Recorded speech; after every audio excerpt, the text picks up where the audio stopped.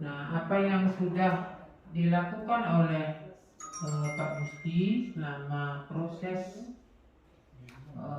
pendidikan atau pelatihan calon guru penggerak, mudah-mudahan bisa memberikan sesuatu kepada kita, terutamanya sesuai dengan tujuan Pak Gusti sebagai calon guru penggerak, memenuhi tugas-tugas yang sudah diberikan, dan mudah-mudahan juga kedepannya bisa berjalan lancar sampai kami serahkan sepenuhnya kepada Pak Gusti untuk menyampaikan materinya. Dari saya cukup sekian, saya akhiri dengan kalam santi. Om santi santi santi. Baik, terima kasih Ibu Kepala Sekolah atas kesempatan dan waktu yang diberikan kepada saya untuk menyampaikan materi pengimbasan budaya positif terkait dengan kegiatan yang ikuti, yaitu pendidikan guru penggerak angkatan keempat.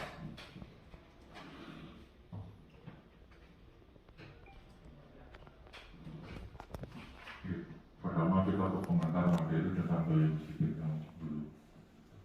Jadi di sini untuk kegiatan guru penggerak sendiri itu dalam rencana pembangunan jangka menengah nasional atau RPJMN tahun 2019 sampai 2024. Salah satu visi pemerintahan Republik Indonesia berfokus pada pembangunan sumber daya manusia atau SDM melalui peningkatan kualitas pendidikan dan manajemen talenta.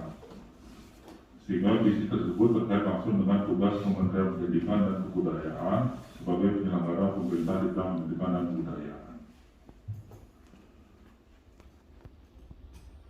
Nah, jadi guru Indonesia yang diharapkan tersebut mencirikan 5 karakter, yaitu perjiwaan nasionalisme Indonesia, bernalar, pembelajar, profesional, dan berorientasi pada peserta didik.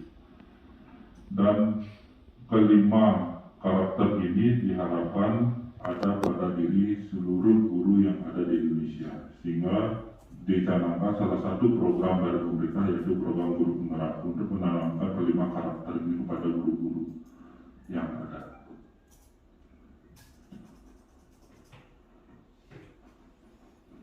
Nah, langsung kita ke materi, yaitu berbagai materi tentang budaya positif. Jadi isi materi budaya positif yang pertama yaitu ada perubahan paradigma belajar, yang kedua ada disiplin positif, yang ketiga motivasi perilaku manusia, yang keempat ada kebutuhan dasar, kelima posisi kontrol restitusi, yang keenam ada keyakinan kelas, dan yang ketujuh ada segitiga restitusi.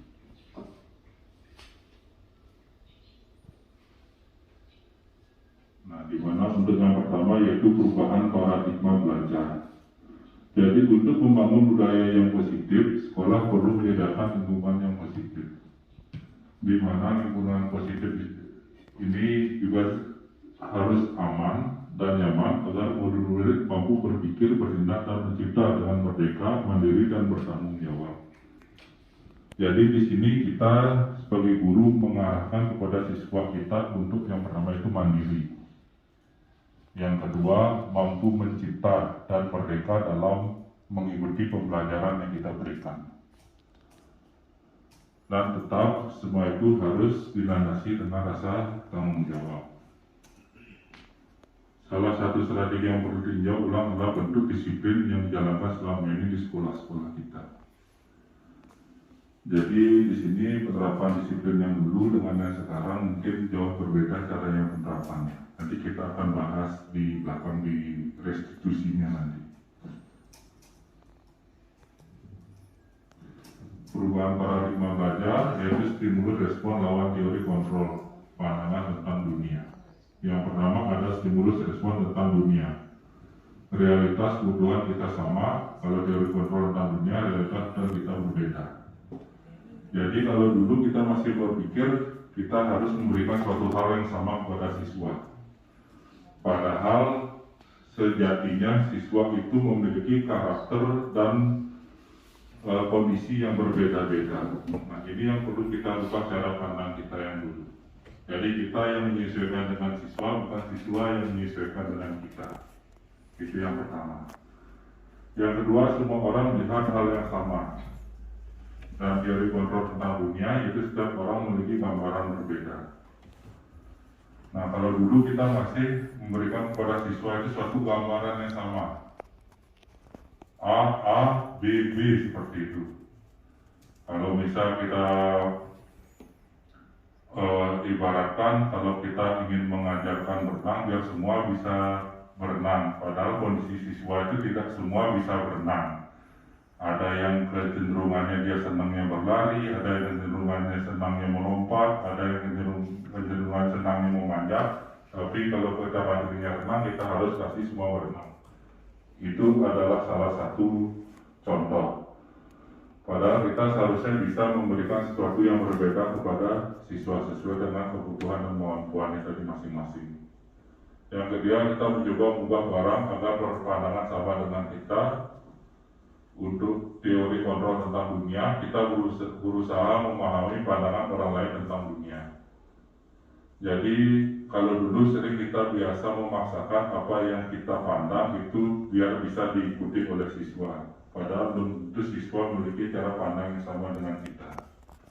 Nah, itu beberapa hal yang harus dirubah. Artinya ada perilaku buruk dilihat sebagai suatu kesalahan, semua perilaku memiliki tujuan.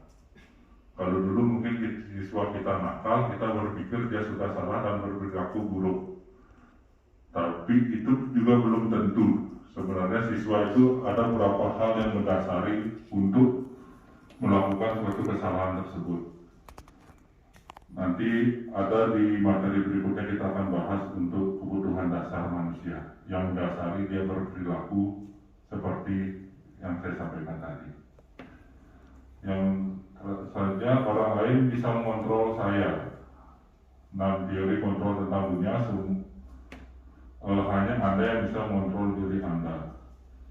Jadi merubah prasangka kalau orang lain itu yang harus mengontrol kita. Apa yang kita lakukan harus dididik atau diarahkan oleh orang lain.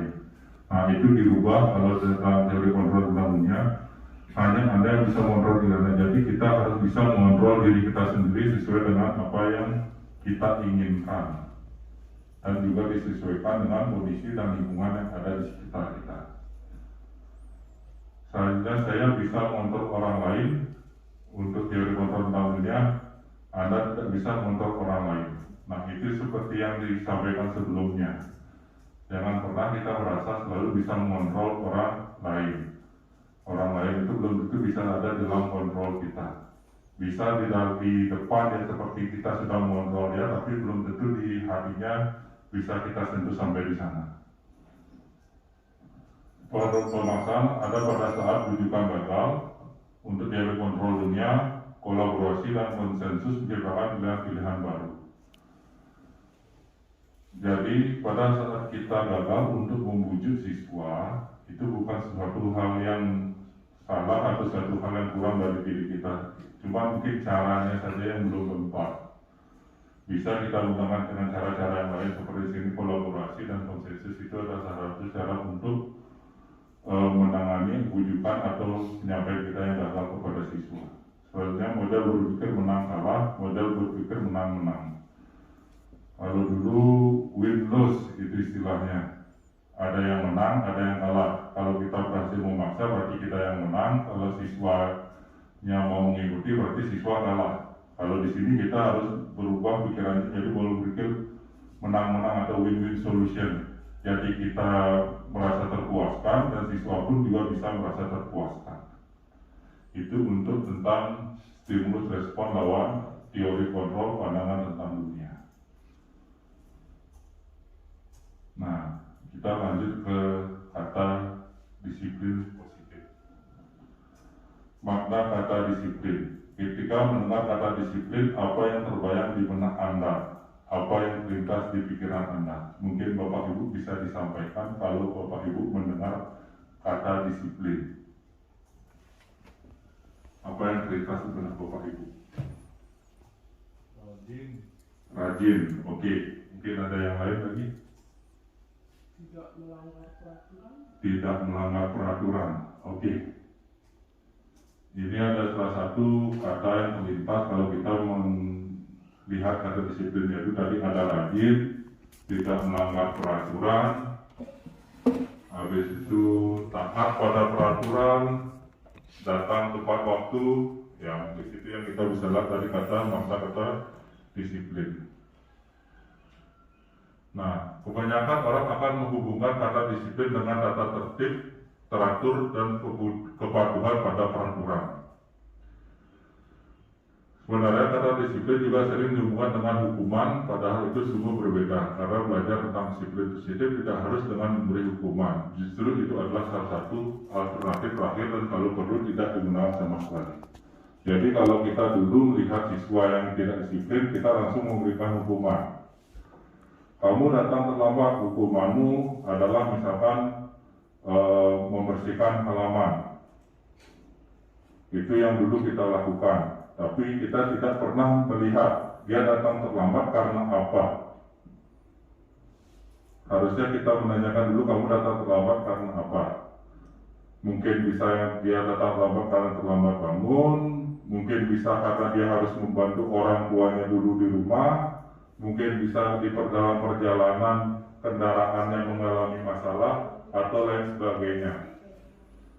Kalau dulu kita mungkin tidak mau tahu tentang hal-hal tersebut, tapi sekarang itu yang perlu kita lakukan. Sehingga kita mengetahui dulu penyebab siswa itu terlambat, apa yang menjadi kendalanya dia. Setelah itu baru kita lanjutkan dengan penanganan berikutnya. Tidak serta-merta baru mengetahui siswa bahwa melakukan kesalahan, kita langsung memberikan hukuman. Dalam budaya kita, makna kata disiplin dimaknai menjadi sesuatu yang dilakukan seseorang pada orang lain untuk mendapatkan kepatuhan. Kita cenderung menghubungkan kata disiplin dengan ketidaknyamanan. Seperti contoh tadi saya sampaikan, siswa terlambat, langsung kita berikan hukuman. Kalau kita merasa sudah mendisiplinkan siswa, tapi siswa kemungkinan besar merasa tidak nyaman dengan apa yang kita berikan kepada siswa tersebut.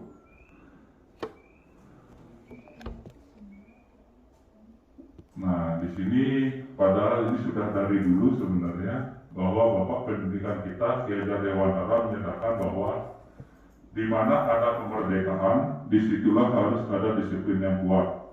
Sungguh pun disiplin itu bersifat self-disiplin, yaitu kita sendiri yang mewajibkan kita dengan sekeras-kerasnya. Tetapi itu sama saja, sebab jikalau kita tidak cakap melakukan self-disiplin, wajiblah penguasa lain mendisiplinkan diri kita. Dan peraturan juga itulah harus ada di dalam suatu suasana yang merdeka. Jadi peraturan itu harus tetap ada, tata tertib harus tetap ada untuk mendisiplinkan. Cuman cara penerapannya kita saja yang berbeda. Kita harus mengetahui juga, merasakan juga apa yang dialami oleh siswa sampai dia berperilaku tidak disiplin. Mungkin salah satu contoh kemarin waktu kejadian pada saat Pak Suwandi sedang mengajar, ada siswa yang melempar tembok Pak Suwandi. Nah, jadi pada saat itu kebetulan dia bantu juga untuk menangani. Jadi dia tanyakan dulu alasan siswa tersebut kenapa melempar tembok. Nah, salah satu di sana menyampaikan dia melempar tembok karena melihat ada capung di sana. Jadi dia berkeinginan untuk menyenangkan dirinya sendiri dengan melempar capung tersebut. Jadi kalau kena capung berarti dia merasa puas, sudah sukses mengenai capung. Akan tetapi siswa belum berpikir kalau batu yang dia lempar itu jika tidak mengenai capung akan mengenai tembok, dan suara dari hasil benturan itu akan bisa mengganggu teman yang sedang belajar. Jadi digali dulu maksudnya dia itu apa. Tidak serta-merta baru siswa melempar tembok dia itu membuat kegaduhan. Ternyata ada alasan lain di sana yang mendasari dia melakukan tersebut. Setelah itu baru kita kembalikan dulu kondisinya siswa itu. Coba kamu pikirkan, kalau kamu melempar seperti itu, terkena kena tembok sehingga terganggu, di mana pembelajarannya Pak Suwandi terganggu. Teman-temanmu juga di sana belajar. Coba dipikirkan dulu ke sana. Nah, setelah dia menyadari bahwa dirinya sudah salah, baru di sana kita akan menerapkan pembinaan namanya. Bagaimana dia bisa merasakan untuk memperbaiki dirinya agar tidak berperilaku seperti itu kembali.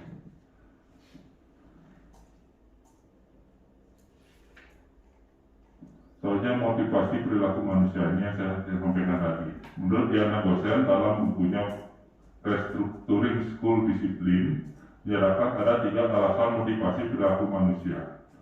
Yang pertama, untuk menghindari ketidaknyamanan atau hukuman tingkat terendah.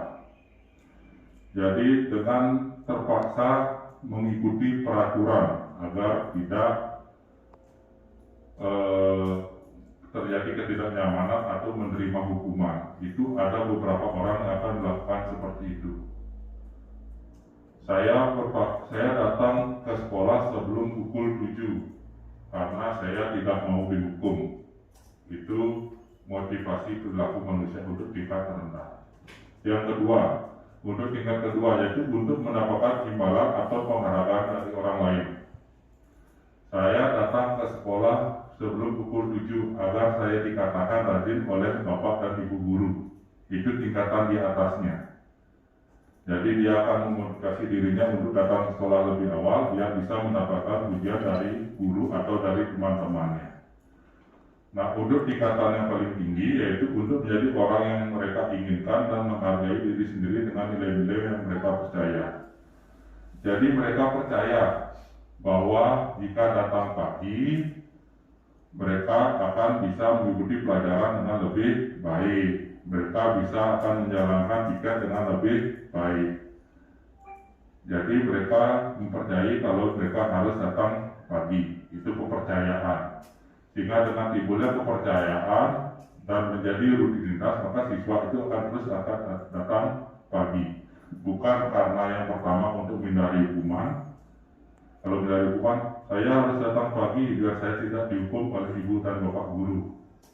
Itu motivasi terendah. Motivasi kedua, saya datang pagi biar dipuji oleh bapak ibu guru. Kalau yang ketiga, saya datang pagi karena itu memang kewajiban saya. Nah, di mana kita harus bisa menumbuhkan rasa kesadaran siswa untuk mencapai motivasi yang ketiga. Jadi datang pagi itu karena memang sudah kesadarannya, kebutuhannya dia. Bukan karena paksaan, bukan karena ingin mendapatkan reward atau imbalan. Soalnya kebutuhan dasar. Oke. Tadi yang saya sampaikan, manusia bertindak berdasarkan kebutuhan dasarnya. Yaitu seluruh tindakan manusia memiliki tujuan tertentu. Semua yang kita lakukan adalah usaha terbaik kita untuk mendapatkan apa yang kita inginkan. Di mana ketika kita mendapatkan apa yang kita inginkan, sebetulnya saat itu kita sedang memenuhi satu atau lebih dari suatu kebutuhan dasar kita. Yaitu yang pertama kebutuhan untuk bertahan hidup atau survival. Di mana kebutuhan bertahan hidup seperti makan, minum, istirahat, itu kebutuhan untuk bertahan hidup. Yang kedua, cinta dan kasih sayang atau love and belonging. Dan yang ketiga, kebebasan, freedom. Setiap orang menginginkan memiliki kebebasannya sendiri. Yang keempat itu kesenangan, fun. Setiap orang ingin memiliki kesenangannya sendiri. Dan yang terakhir yaitu ada kekuasaan atau power. Di mana ketika seorang murid melakukan suatu perbuatan yang bertentangan dengan nilai-nilai kebaikan atau melanggar peraturan, itu sebenarnya dikarenakan mereka gagal memenuhi kebutuhan dasar mereka. Untuk lebih jelasnya kita lihat satu-satu kebutuhan dasar. Jadi yang pertama kebutuhan dasar untuk bertahan hidup.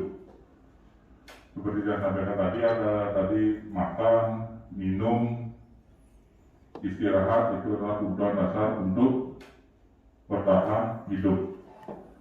Misalkan pada saat kita mengalami satu hal yang kritis pun, di sana akan muncul perilaku-perilaku yang tidak biasa kita lakukan agar kita bisa tetap bertahan hidup. Selanjutnya ada kebutuhan cinta dan kasih sayang. Terkadang di sini siswa kita juga membutuhkannya.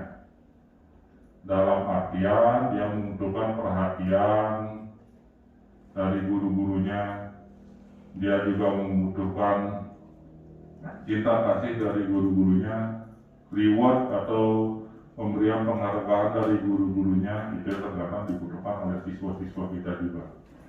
Kebebasan cerita bagaimana siswa ini juga di sini ingin memiliki rasa bebas. Tapi di sini bukan bebas yang sebebasnya, tapi juga bebas yang harus bertanggung jawab sesuai dengan aturan atau sesuai dengan lingkungan yang ada. Kesenangan seperti yang sampaikan tadi, waktu mengganggu jam pelajarannya Pak Suwandi tadi, siswa itu sedang mencari kesenangannya dia. Jadi dia melempar batu ke capung, kalau kena dia akan merasakan senang. Akan tetapi di sisi lainnya, batu yang menurut tembok itu juga mengganggu. Nah, itu salah satunya. Yang terakhir ada kekuasaan power, ingin menguasai orang lain, menguasai teman-temannya. Begitupun kita sebagai guru-guru di sini juga ingin menguasai siswa sebenarnya. Akan tetapi jangan sampai menyampingkan kebutuhan dasar yang lainnya.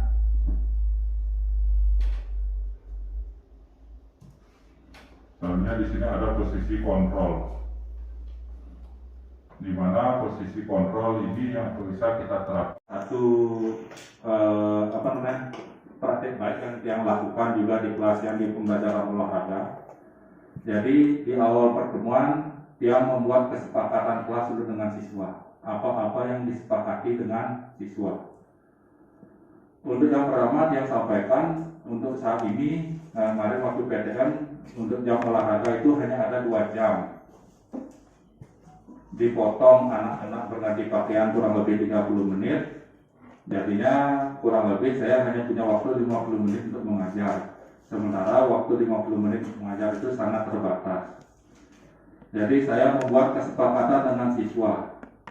Nah, kita mulai olahraga jam 7, bagaimana anak-anak bisa mampu dengan alasan kalau kita memulai olahraga jam 7, kita memiliki jam olahraga yang lebih panjang, anak-anak bisa bergerak dengan lebih leluasa. Jadi kita tidak memaksakan, kita tanya pendapat anak-anak, bagaimana anak mau tidak kalau kita mulai olahraga jam 7. Nah, di sana anak-anak menyatakan siap dan mau untuk mulai olahraga jam 7. Oke, olahraga kita akan mulai jam 7, di mana nanti olahraga jam 7 anak-anak melakukan baris, berkumpul, doa, dan pemanasan awal mandiri. Kalau Bapak sudah hadir di sekolah, kita akan lakukan bersama.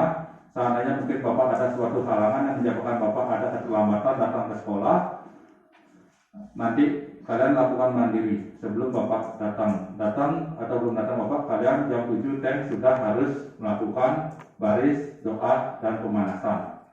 Nah, kalau mungkin Bapak Ibu yang sering melihat anak-anak kadang yang belum datang, tapi anak-anak sudah berkumpul di lapangan, sudah berbaris, karena itu sudah menjadi kesepakatan Tian dan anak-anak dalam pembelajaran. Selanjutnya, kesepakatan kelas yang dia tawarkan yaitu setiap pembelajaran olahraga anak-anak wajib menggunakan baju olahraga dan wajib bersepatu. Terkadang kan ada mental anak-anak kadang lupa, kadang bajunya tercuci sehingga tidak memakai baju olahraga. Nah, di sana dia minta kesepakatan dari anak-anak. Kalau seandainya ada temannya tidak pakai baju olahraga saat olahraga atau tidak pakai sepatu, apa yang akan kita lakukan? Bolehkah anak tersebut tetap ikut belajar atau dia harus diam di kelas? Jadi anak-anak sebagian besar akan jawab tetap ikut belajar Pak, tetap di lapangan. Nah, bagaimana caranya dia akan belajar? Memperhatikan saja Pak, memperhatikan temannya. Jadi kemarin kita yang lakukan juga seperti di kakak Ayu yang mengalami gangguan di jantungnya. Jadi pada saat kemarin pembelajaran olahraga, dia tetap pakai pakaian biasa, tidak menggunakan baju olahraga. Dia ikut di lapangan dan dia juga memperhatikan teman-temannya. Sehingga dia tidak dapat belajar, tidak dapat bergerak, tapi dia tahu apa yang dia sampaikan di lapangan. Oke, selanjutnya kita punya kesepakatan juga sama anak-anak untuk berubah sistem pemanasan kita tidak lagi menggunakan pemanasan statis dan dinamis, tapi menggunakan senam sebagai pemanasan. Yang sering Bapak Ibu lihat setiap pagi anak-anak melakukan senam mau mirip. Itu adalah salah satu bentuk pengganti pemanasan yang diberikan kepada anak-anak. Karena tiang yakini dan anak-anak juga meyakini jika menggunakan musik, anak-anak atau kita sendiri pun akan lebih mudah bergerak daripada tanpa musik. Ambil contoh seperti tadi pada saat senam. Musik menyala, kita akan mau untuk bergerak. Biarpun tidak sesuai, tapi kita akan tetap bergerak mengikuti musik. Coba tadi waktu senam kita tidak menggunakan musik, hanya menggunakan hitungan. Kemungkinan besar nanti ada yang bergerak dan juga ada yang tidak bergerak. Ada yang serius bergerak dan juga ada yang cara won-wonan bergerak gitu. Tapi kalau sudah ada musik, musik biasa motivasi, itu yang bisa membuat siswa untuk bergerak. Nah, itu salah satu kesepakatan kelas yang sampaikan kepada siswa dan dijalankan dan diterapkan oleh siswa. Dan siswa juga mampu mengikuti. Pak Gusti, mungkin ada yang bertanya, tidak bisa kita membuat kesepakatan kelas dengan siswa? Bisa, sangat bisa sebenarnya. Ambil contoh pada saat melakukan yang sudah kita lakukan, sebenarnya itu sudah kesepakatan sekolah ya, tidak terdapat juga seperti kumpul bersama, sembahyang bersama di lapangan, setiap kelas bergilir, itu sudah termasuk ke dalam kesepakatan sekolah. Sebenarnya kita sudah menerapkan tapi tidak menyadarinya. Oke, kita lanjut. Nah, ini yang disampaikan dari tadi menyinggung tentang segitiga restitusi yang itu yang singgung terus dari tadi. Di mana bagian segitiga restitusi yang dasar yang harus kita lakukan yaitu yang pertama menstabilkan identitas siswa. Jadi jangan sampai siswa itu merasa bahwa dirinya memang benar-benar salah. Jadi kita di sini harus menstabilkannya dulu. Ambillah contoh seperti yang sampaikan tadi tentang kasus dengan Pak Suwandi, salah satu contohnya yang siswa melempar batu. Yang ngomong tidak langsung keras dengan siswa marah-marah, kamu ini gini, kamu kok kayak gini, tidak. Tapi kita stabilkan dulu identitasnya. Dengan melakukan pertanyaan yang pertama, setiap orang pasti pernah melakukan kesalahan, itu yang dia sampaikan. Kamu memang sudah melakukan kesalahan, Bapak pun pernah melakukan kesalahan seperti itu. Nah, habis itu yang kamu bukan satu-satunya yang pernah melakukan, kamu bukan satu-satunya yang pernah melakukan, tapi Bapak juga pernah. Baru selanjutnya validasi tindakan yang salah. Jadi tidak serta-merta dia tindakannya salah, pasti ada yang mendasari, kita validasi dulu. Kamu tentu punya alasan mengapa melakukan itu yang saya tanyakan. Kenapa kamu melempar batu ke tembok? Nah, biar bagaimana temboknya? Ada masalahkah dengan temboknya? Akhirnya anak itu mau cerita, Pak, saya melihat capung di sana, Pak. Saya tertarik dengan capung tersebut. Sehingga saya iseng aja Pak lempar-lempar capungnya itu. Tapi saya tidak menyadari ternyata lemparan saya itu mengenai tembok. Nah, itu validasi tindakan yang salah. Habis setelah itu menanyakan keyakinan siswa. Bentuk keyakinannya dulu. Nah, dengan kamu melempar itu nak kena tembok, kamu tak sadar di kelas itu ada orang yang belajar. Kira-kira suara dari lemparanmu itu mengganggu teman-temanmu yang belajar.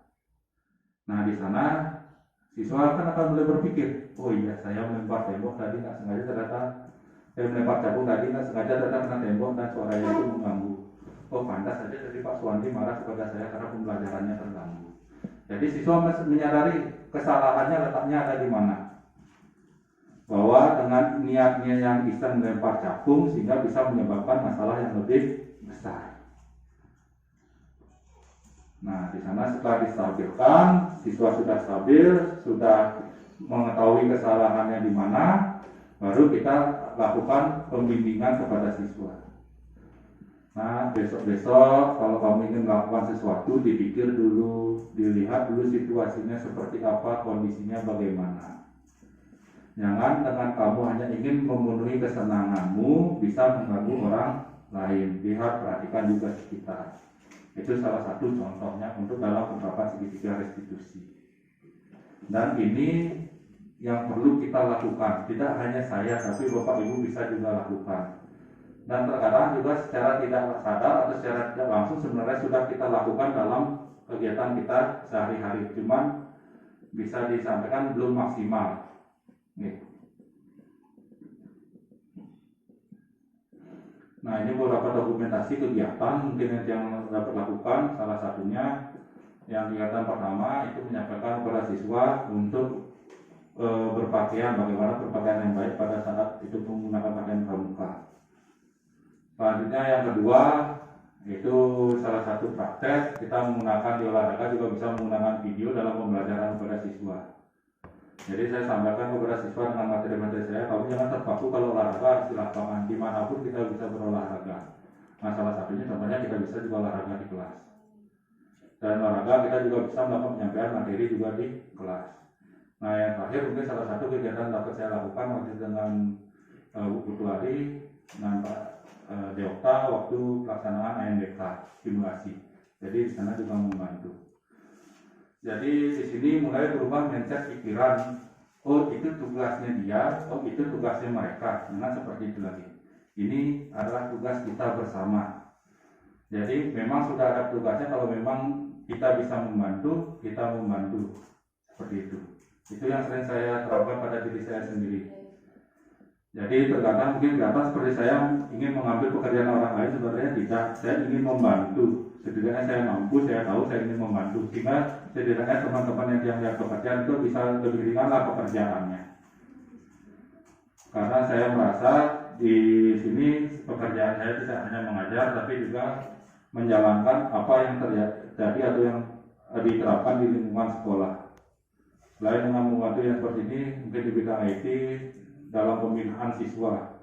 Salah satu contohnya misalkan ada siswa bermasalah, terang kita pikirannya kita serahkan saja sama guru BK, biar guru BK yang menangani. Karena untuk menangani siswa bermasalah tidak selalu itu ada di guru BK. Kita sebagai guru pengajar atau guru biasa pun bisa melakukan penanganan. Selama itu masalahnya masih bisa diatasi. Kecuali ada penanganan tindak lanjut, baru kita serahkan kepada guru BK. Oke, terima kasih atas perhatiannya. Mungkin itu beberapa materi tentang budaya positif di sini. Kalau waktu kurang lebih 60 menit seharusnya, tapi yang penting.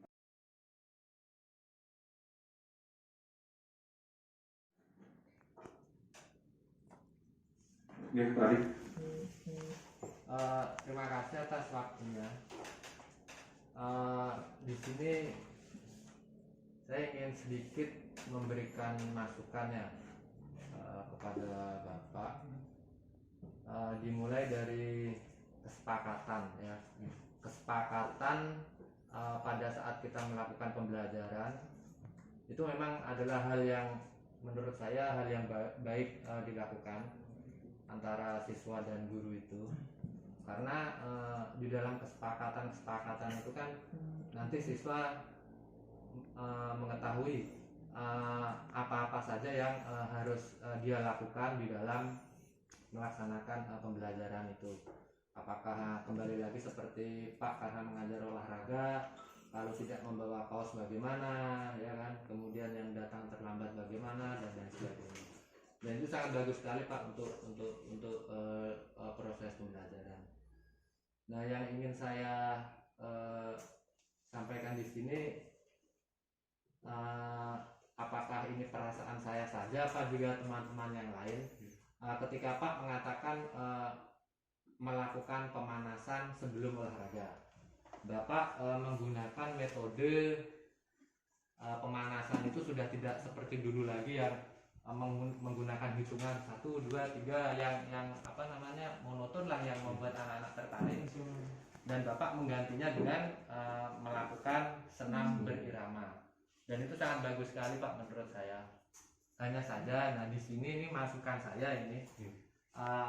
Ini sering sekali saya dengar ketika saya datang ke sekolah, rasanya tuh kok apa ya, tidak tahu ini saya sendiri apa teman-teman yang lain juga merasakan, rasanya kok aneh sekali ketika anak-anak itu melakukan pemanasan dengan cara senam bersama dengan musik itu, kemudian di sisi lain anak-anak juga pada saat itu melakukan Puja Trisandya.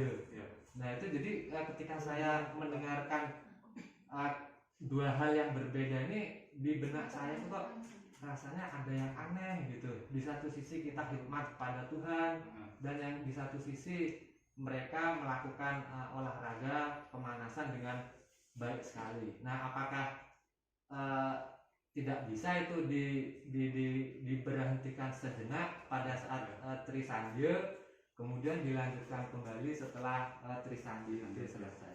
Nah itu saja Pak Yusuf, terima kasih. Baik, terima kasih Pak Ari. Nah, ini juga salah satu yang jadi suatu istilahnya gimana yang ada di benak saya juga Pak Ari.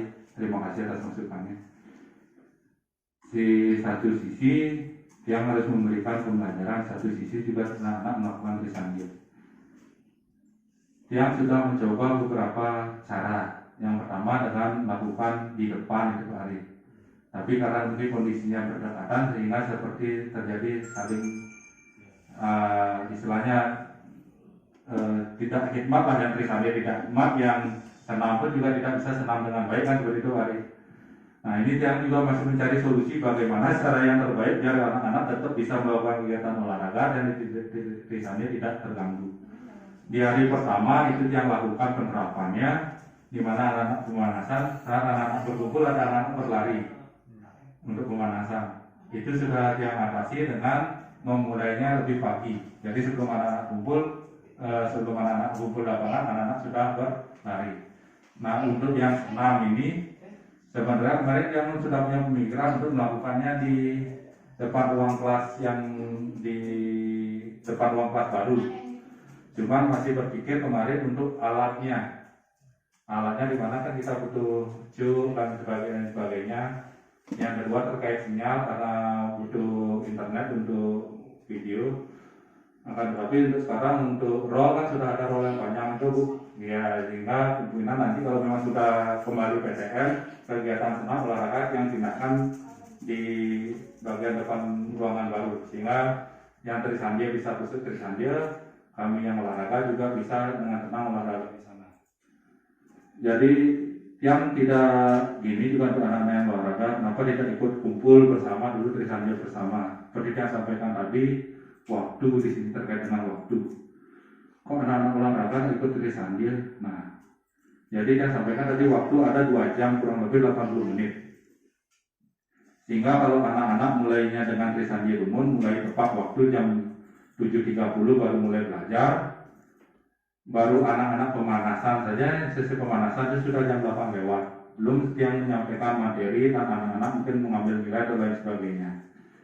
Sehingga kalau dipaskan selesai jam 8.50, pembelajaran berikutnya kasihan anak-anak. Terkadang ya terima kasih juga dengan rekan-rekan guru yang setelah belajar olahraga memberikan anak-anak istirahat dulu. Baru pada saat jam istirahat dimulai pembelajarannya sehingga anak-anak dapat istirahat dengan lebih banyak. Ya terima kasih sangat sekali atas pengertian Bapak Ibu guru yang telah memberikan hadiah. Tapi sebenarnya dia juga harus menyebar waktu biar semua bisa tercover. Apalagi sekarang lebih mungkin sekali ngajar yang langsung 2 kelas. Di mana penilaiannya kan tidak bisa, kalau senam kan bisa penilaian kelompok dia langsung bersamaan.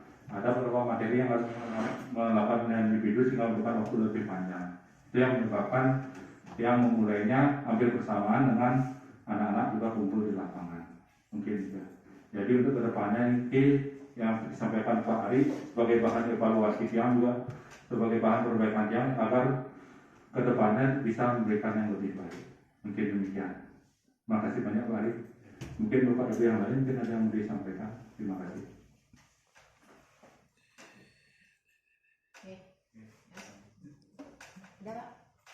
Terima kasih atas waktunya. Apa yang tadi sudah disampaikan tentang penanganan anak yang seperti itu, yang jadi permasalahan di sini ketika anak melaksanakan permasalahan, itulah katakan perbuatan-perbuatan yang dilakukan karena anak-anak mungkin iseng atau bagaimana. Nah lebih-lebih ini Pak, lebih-lebih anak itu sengaja. ketika dia melakukan aktivitas yang memang sengaja dia melakukan sesuatu yang kita tidak kendaki. Nah kemudian apa yang menjadi teori tadi itu bahwa tetap harus kita ketika kita akan menangani, kita harus lakukan posisi kontrol. Padahal kadang-kadang di lapangan Pak, guru-guru hampir saya rasakan atau saya lihat dan saya sendiri rasakan, biasanya langsung ditindak. Begitu ditindak tanpa menanyakan sebab-sebab apa alasan Anda itu, karena dia sudah berbuat salah. Nah lebih-lebih lagi kesalahan yang dia lakukan adalah hal yang sangat fatal, merusak sifatnya. Nah dengan demikian sudah tentu teori yang apa yang tadi disampaikan itu agak sedikit tidak nyambung, yang namanya posisi kontrol kan itu. Nah untuk itu sungguhnya penanganan seperti itu baik tidak, atau yang kedua benar tidak, mohon penjelasannya. Baik, terima kasih. Nah, di sini Pak Spandi menyinggung tentang posisi kontrol, di mana ada 5 posisi kontrol. Yang pertama ada penghukum, pembuat orang merasa bersalah, teman, monitor, dan manajer. Jadi di sini pada saat menerapkan posisi kontrol, kita tidak mungkin bisa menerapkan manajer secara keseluruhan. Seperti Pak Spandi sampaikan, bagaimana kalau saat itu siswa melakukan kesalahan fatal yang tidak langsung di sana? Apakah itu salah atau bagaimana? Tidak salah, karena di sini posisi kontrol disampaikan ada 5, di mana untuk tingkat terendahnya itu paling bawah itu adalah penghukum. Jadi ada suatu kondisi di mana siswa memang benar-benar melakukan kesalahan dan memang harus dihukum, itu bisa dilakukan. Tapi setidaknya kan itu kita terapkan dulu yang namanya segitiga restitusinya dulu. Jadi tadi menanyakan dulu apa yang mendasari siswa itu melakukan hal tersebut. Ambillah contoh seperti kemarin ada siswa yang meledakkan petasan di sekolah, Pak. Kalau memang dari segi aturan dan semua itu memang benar-benar salah siswa tersebut. Tapi setidaknya kita kan harus mengetahui juga dari mana dia mendapatkan petasan tersebut, bagaimana dia bisa mendapatkan, bagaimana dia cara meledakkan, apa yang mendasari dia meledakan. Kalau memang mendasari ternyata dari kemauan teman-temannya, orang dilempar petasannya ke kaki temannya, nah itu sudah sangat fatal salah. Sehingga penerapannya langsung pemanggilan orang tua kemarin. Jadi dasar yang mendasari dia melakukan itu memang benar sudah dasar yang salah itu Pak.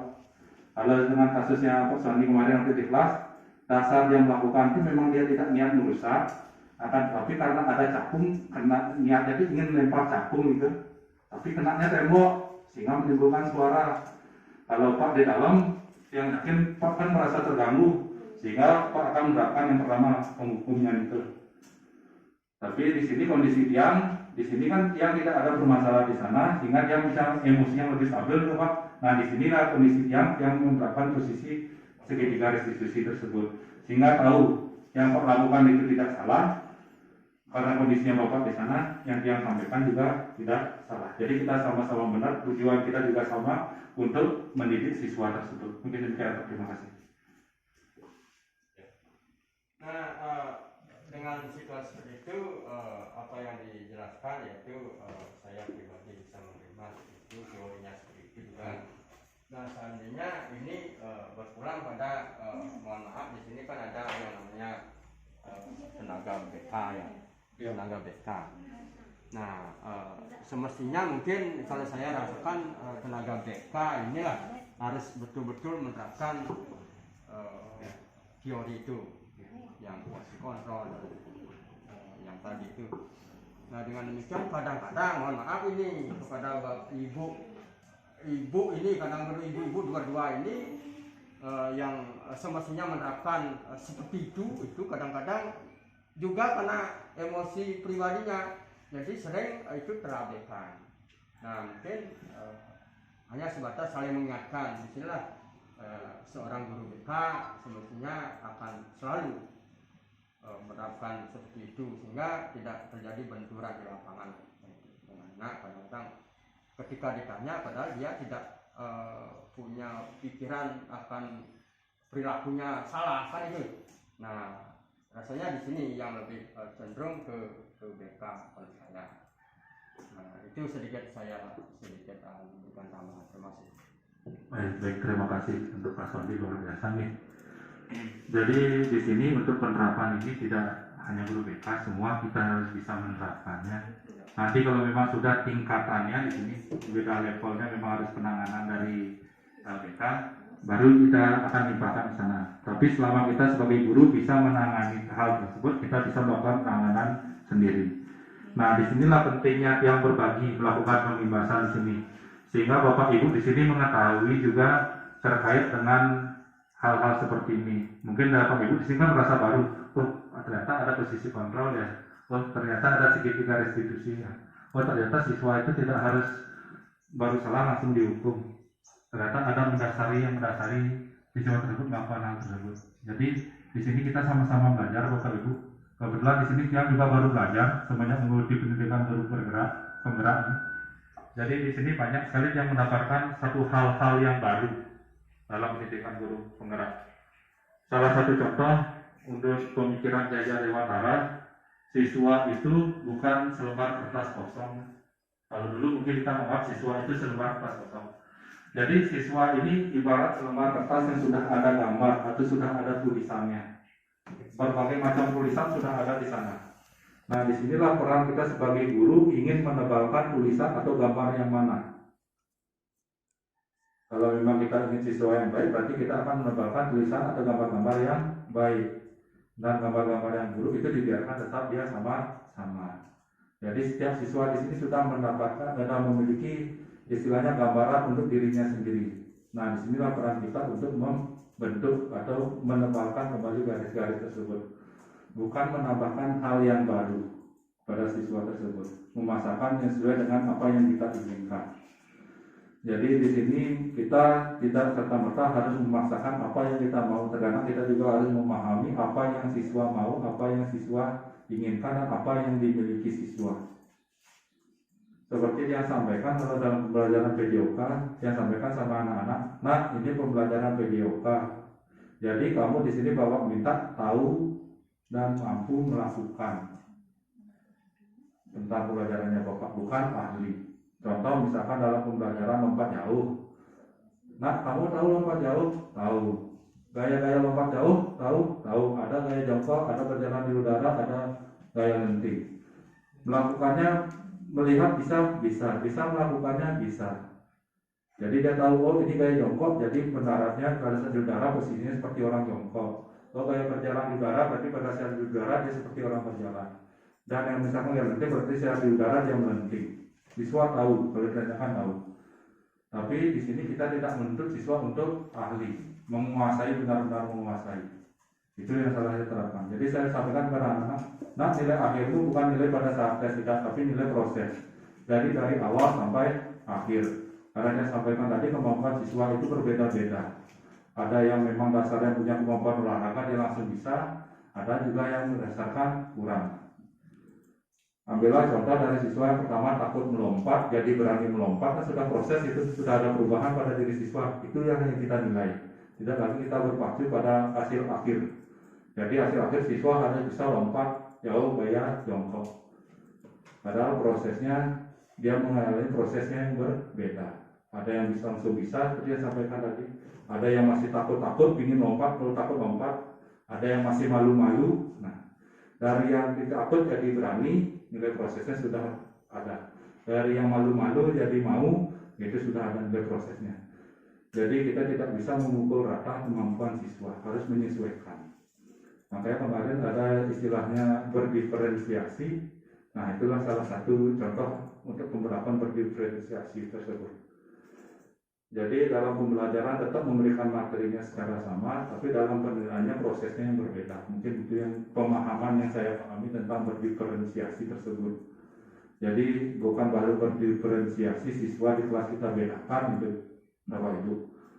Jadi ada yang gini kita kasih materi A di sini dengan cara B, di sana dengan cara C, tidak. Tapi dalam prosesnya, kalau A yang ini mampu, di sana kurang mampu, di sana dari A itu kita rubah ke jadi cara yang ke B.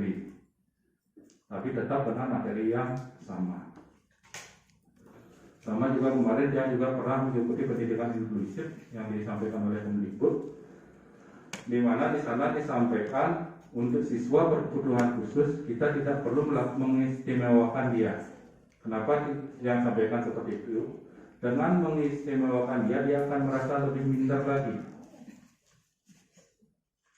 Seperti itu. Dia akan merasa lebih minder, dia akan merasa lebih takut. Perlakukan dia sama seperti siswa yang lain. Akan tetapi tadi yang sampaikan tuntutan hasil akhirnya yang kita bedakan. Nah, di sana. Kalau siswa yang tadi yang bilang harusnya mampu melompat dengan kondisi normal, dia bisa melompat dengan sempurna. Kalau siswa berkebutuhan khusus di sini dia mau saja melompat sudah dapat nilai kan, tapi perlakuannya tetap kita samakan dengan siswa yang lain, sehingga dia tidak merasa dibeda-bedakan, tidak merasa dikhususkan, gitu. Sehingga dia merasa bahwa dirinya sama seperti yang lain. Sehingga itu salah satu cara untuk meningkatkan atau menumbuhkan motivasi dan rasa percaya diri dari siswa tersebut. Mungkin demikian, mungkin ada yang lain dari Bapak Ibu. Jadi kita di sini tidak hanya saya menyampaikan kepada Bapak Ibu, tapi Bapak Ibu juga bisa berbagi kepada kita bersama di sini tentang praktek baik yang sudah Bapak Ibu lakukan di kelas. Mungkin demikian. Mungkin ada lagi. Gimana Pak Den? Ada yang disampaikan Pak Den?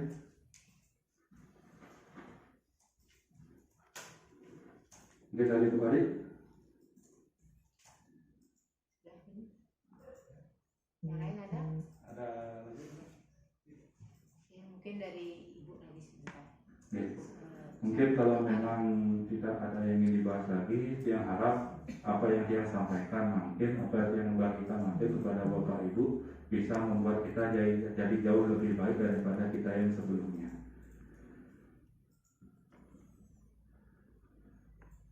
Oke, baik, terima kasih atas perhatiannya. Yang Sinampura tadi lupa yang buka dengan Om Swastiastu, yang juga manusia yang tidak luput dari kesalahan. Nah, untuk itu yang akhiri juga dengan Om Swastiastu.